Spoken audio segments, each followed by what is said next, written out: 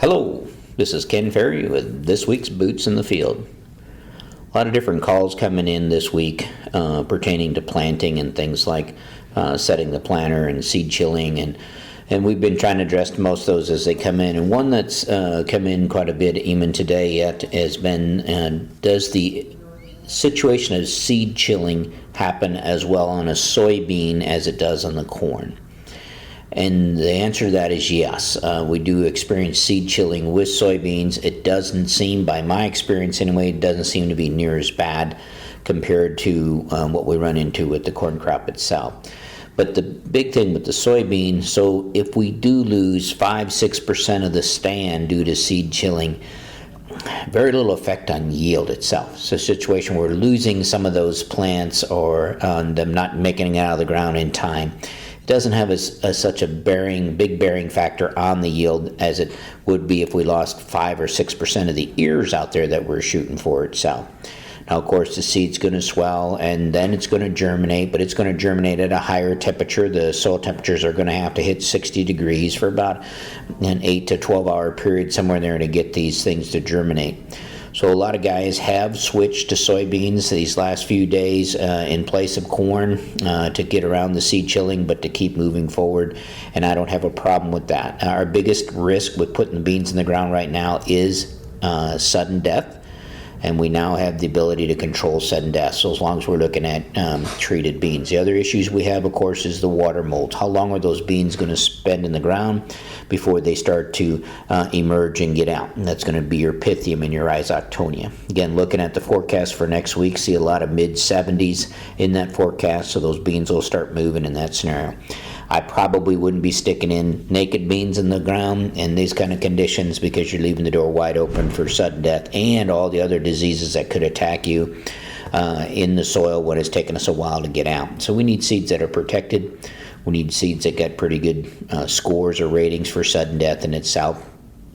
But no, I would rather be sticking beans in this condition than to worry about losing 10 or 15% of my ear counts out there in itself.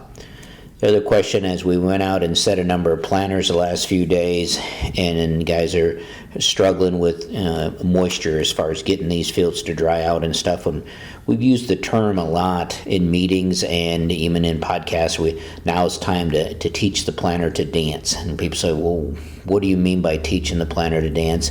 And that's the ability to go into these fields that are level. So we have a sterile seedbed situation. Maybe they were worked or leveled down a week or two ago and have been rained on now, and we got kind of a dry crust on top and we're moist down below. And if we go in there and work them again, they're too wet to work, but they're actually dry enough to plant if we stay on top. So when we talk about teaching the planter to dance, there's two things we mainly focus on. That is your row cleaners and your down pressure. So we have a dry surface. We only have to be dry there in that top inch and a half, but we got to keep the planter on top of that. So many times as I go to set a planter, guys are pushing that dry surface out of the way, and then they're setting the planter and they're on top of the wetter soil and trying to plant deeper down into that itself. So one of the first things I would do when I'm trying to set a planter in these tougher conditions is to raise a couple of the rows, raise the row cleaners clear up so they're not touching the ground at all. So you can see what it looks like if you leave that planter on top of that dry soil itself. The other thing I'd do is I would reduce the down pressure way off to see if you can eliminate any sidewall smearing or slots that you're fighting trying to get this planter to work. Once we've done that, then we go back and add down pressure to the row unit till we get to the point where we can maintain depth. But when you're in these marginal conditions, extra downforce is just going to work against you in sidewall smearing as well as early seed development and growth. So I want to maintain the minimum amount of down pressure, and then I'm going to lower those row cleaners to the point where they're just moving residue and leaving that dry soil in place. And again, that typically we would take 3 or 4 rows, put them at different settings so you can kind of get a feel for it. But a lot of times growers are running the same setting they started the season out with or what they finished last year with. The row cleaners are too aggressive, the downforce is too hot, and we're end up plowing our way into tough planting conditions. So keep the row cleaner up. Like I said, take it all the way up and you get an idea what it looks like without it, and then bring it back down kind of the minimum. For the guys with the floating row cleaners, you're probably going to have to put a pin on the bottom side to stop your downward travel when we're doing this. As things dry out or get a little harder in the surface, you can pull that pin back out. But you keep it floating up, but restrict its downward movement. Of course, the guys with the clean sweeps, again, you can make some of those adjustments from the cab pretty easy up there at South. On the insect front, we do have a few things moving around there. Earlier this week, Roger Aarons from the Melbourne area called and said he thought he was seeing flea beetle. When I talked to him on the phone, I thought it was maybe too early for the flea beetle. But just yesterday, hearing some bluegrass that was we were setting a corn planter in, I saw a flea beetle myself too. So the flea beetle are out there.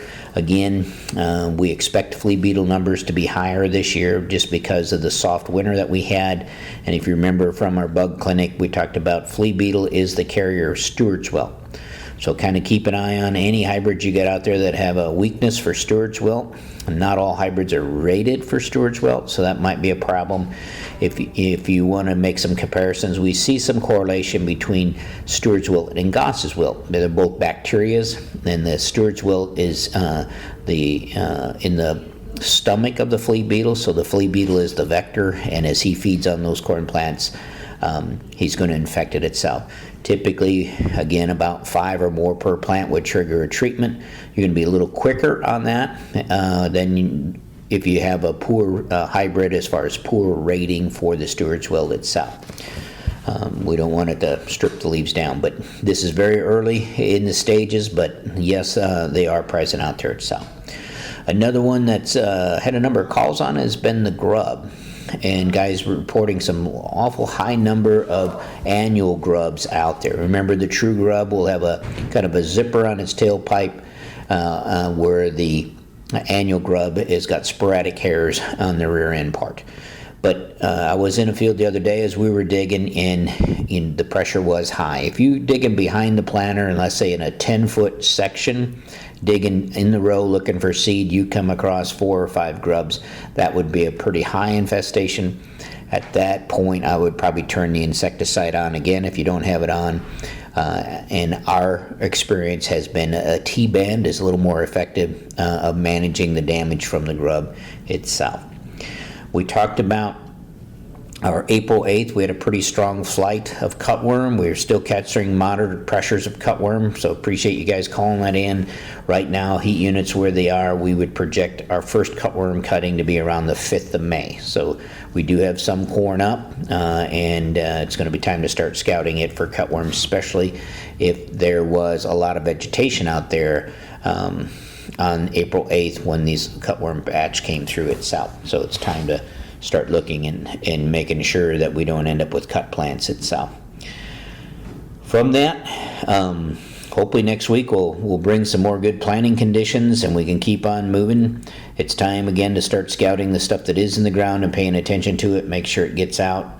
Remember, on the back side of this, we always say, hoe before you know. So if you think you got a field that got hit pretty hard with moisture throughout this whole event and it has to linger in the ground with these cool temperatures for 4 or 5 days, you want to get on it pretty quick with your hose. Make sure that it doesn't stress it at all getting out of the ground itself. So I hope that helps you guys. Keep her safe, keep her moving.